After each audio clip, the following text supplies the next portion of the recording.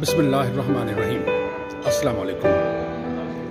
आप देख रहे हैं औकात टीवी। मैं हूं अब्दुल जब्बार अंसारी। इस वक्त मेरे साथ मौजूद हैं कौमी कमीशन बराए अतफाल की चेयरपर्सन मोहतरमा अफशा तहसीन। अस्सलाम वालेकुम मैडम।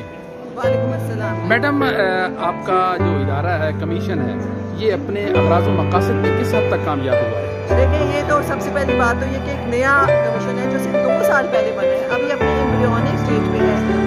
सबसे ज़्यादा जो फोकस इसके बनने के बाद हुआ इसका सेक्रेटेरिएट इस्टेब्लिश करना, इसके तमाम जो प्रीरिक्विजिट्स होते हैं, एक अदारा जो पहले पेपर पे है उसको एक पूरी बिल्डिंग की सेक्रेटेरिएट, उसमें गवर्नेंस स्ट्रक्चर, उसके अंदर तमाम जो वो रिसोर्सेज हैं उसके ऊपर हम काम करें। लेकिन खुशकिस्मती से चूँकि हमारा ताल्लुक ही डेवलपमेंट सेक्टर से था, मेरा अपना 20 साल का तजुर्बा जायज़ इसमें है, तो हमने अब तक अपने मैंडेट जो कि हमारे यहाँ बेसिक मैंडेट जो है कमीशन का है वो एक मॉनिटरिंग एंड ओवरसाइट बॉडी है, एक स्टैट्यूटरी बॉडी है जिसका काम मुल्क के अंदर अगर कवानीन के हवाले से इस्लाहात करना है, अदारों के हवाले से इस्लाहात करना है, बच्चों के हवाले से कहीं उनकी जो चाइल्ड राइट्स हैं उनकी वायलेशन हो रही है उसके हवाले से अपना एक्शन लेना है, तो वो हम बड़े ही एक्टिव तरीके से, बड़ी तंदुरी से हम इसके ऊपर काम कर रहे हैं। तो अगर आप हमें मीडिया पे फॉलो करेंगे तो आपको लगेगा कि हम शायद दिन रात काम कर रहे हैं। तो इसमें हमें गवर्नमेंट भी सपोर्ट कर रही है, तमाम प्रोविंशियल गवर्नमेंट्स भी सपोर्ट कर रही हैं, और अब तक हमने कवानीन के हवाले से कई सिफारिशात दी हैं।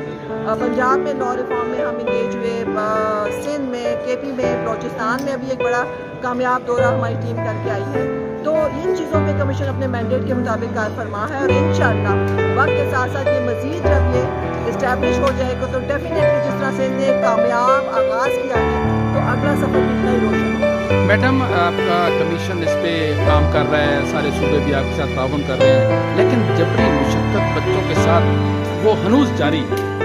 बिल्कुल आपकी बात वजह है। इस वक्त बदकिस्मती से जिस तरह चाइल्ड मैरिज की बात, इस तरह जो चाइल्ड लेबर है और डोमेस्टिक लेबर है उसके ऊपर पाकिस्तान में कॉम्प्रिहेंसिव लॉ होने है। आपको पता है कि आखिरी सर्वे 1996 में हुआ था, चाइल्ड लेबर सर्वे, अब दोबारा होने जा रहे हैं क्योंकि पाकिस्तान कवर हो चुका हुआ है।